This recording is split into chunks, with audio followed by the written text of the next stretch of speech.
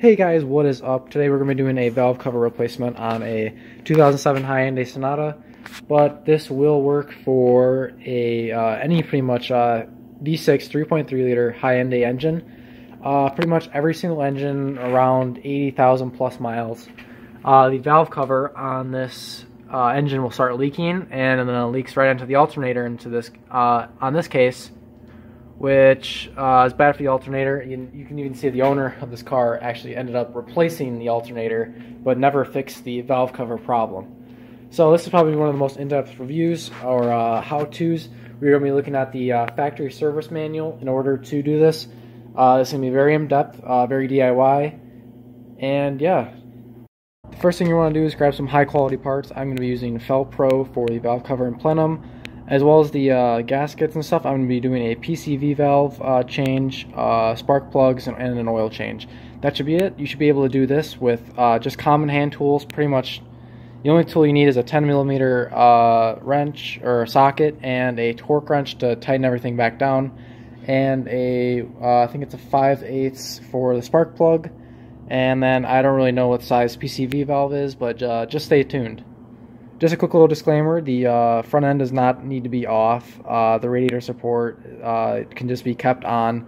I just have it off because I'm repairing the hit. You can check on some of my other YouTube videos.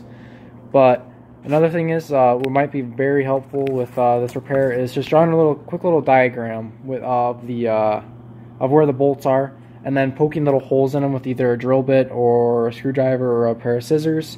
So you can just slot the bolts in there so you know exactly where they are. So you can just line this up right here.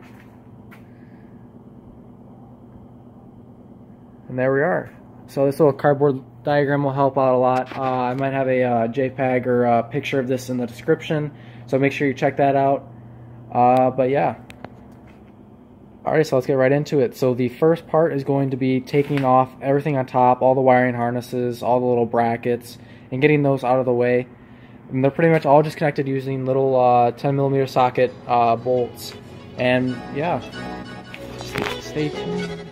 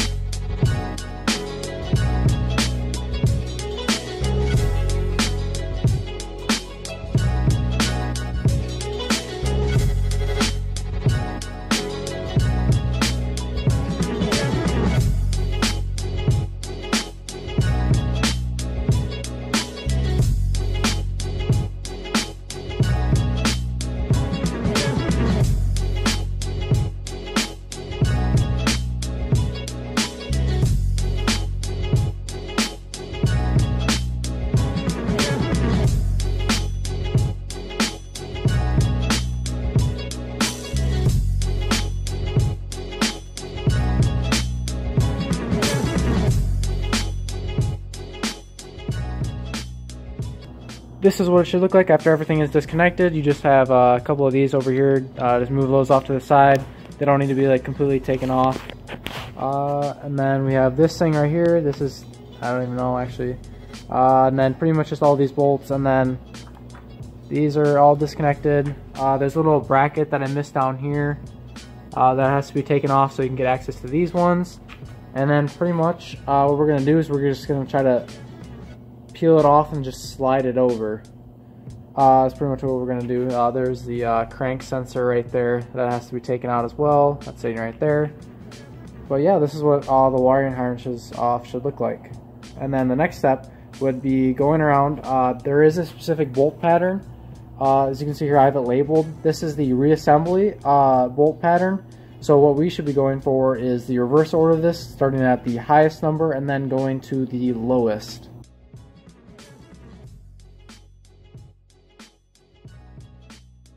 Okay guys, it just got a little bit darker out, that's why it was a little bit hard to see, but as you can see here, we got all the bolts out in the pattern that they needed to be taken out. They're all just sitting on the little cardboard cutout, and you can see it's all nicely organized so you know where every single bolt goes when it's done. And so once you get all the bolts off, you're gonna have to take something and basically just pry it upwards and just move it around so you can take it out.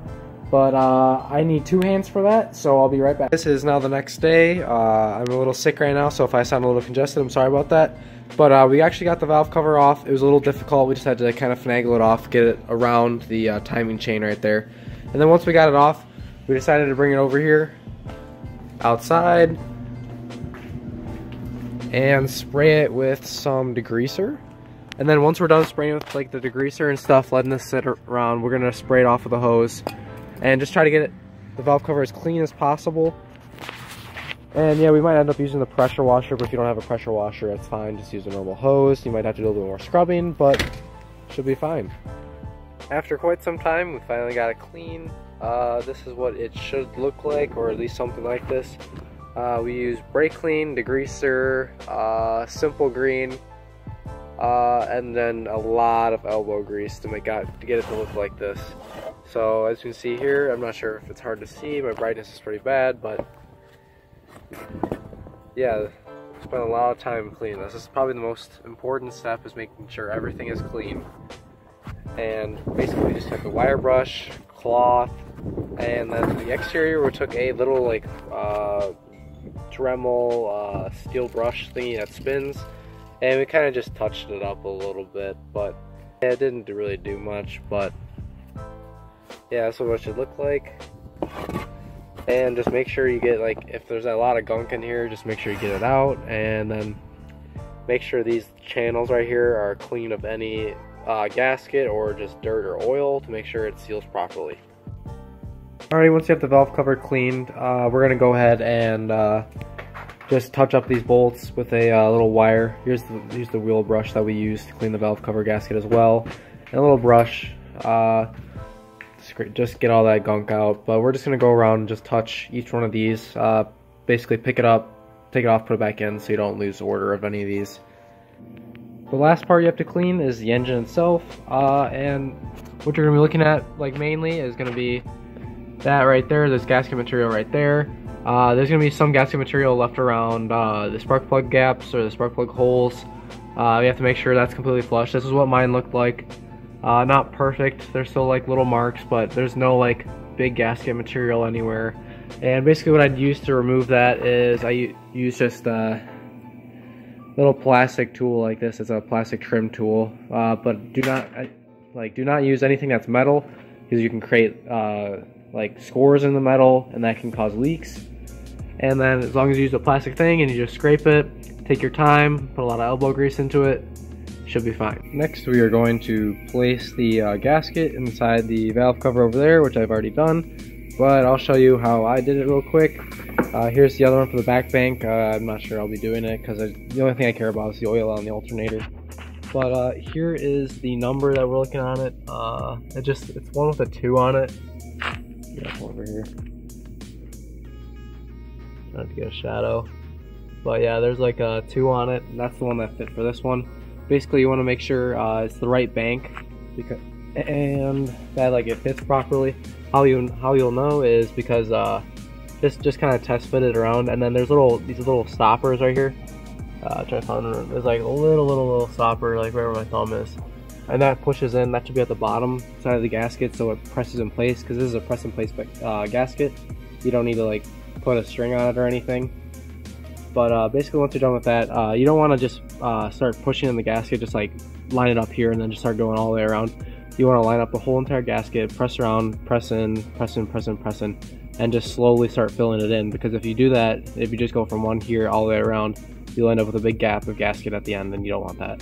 So pretty much just place it in there, make sure it's the right one, make sure these numbers are up on there, and that you get the right bank so everything fits nicely. Once you have the gasket all pressed in place, we can go ahead and use some ultra black, gasket maker, and we just kind of put that where the manual says it to put it right where the timing cover goes to the chain. So should be a little crack right there, and then a crack down there. You want roughly about this much. You don't want too much because you don't want it to make a big mess or go inside the timing chain cover. And so those are the only 2 places you need gasket material.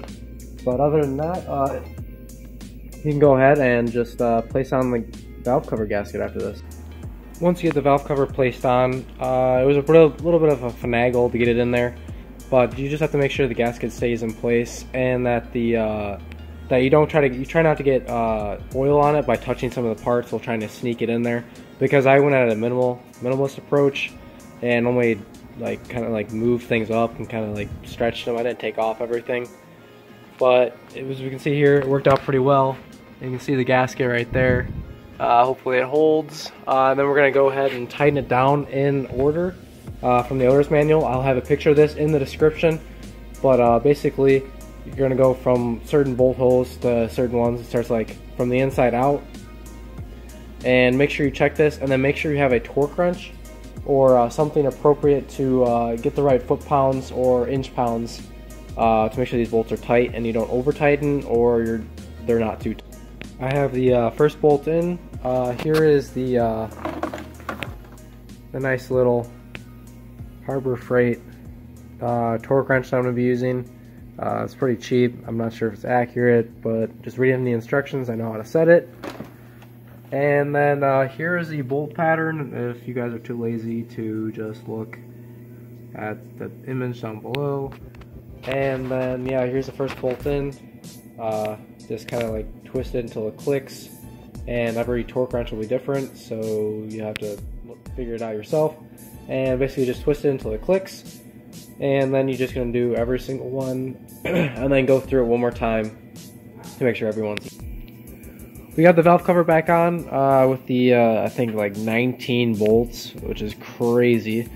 But yeah, this is what it looks like. We just slightly tightened them, and then we went through and tightened them to, let me double check, 7.23 foot-pounds, and then the final one was an 8.68 foot-pounds. Not a big difference there, but we ran through it once, twice, and then 3 times to make sure everything is perfectly tightened down, make sure there's no leaks. But right now we're just going to go ahead and do the cam sensors, this coils, and then whatever, I don't know what any of that is, or the breather line. But yeah, once you're pretty much done with that, you can reconnect everything, and then you should be good to go. Thanks for watching, everyone. If you have any questions, feel free to leave a comment down below. And if you like this video, subscribe, drop a like. And yeah, there's going to be plenty of more videos on the whole entire car. So stay tuned and have a good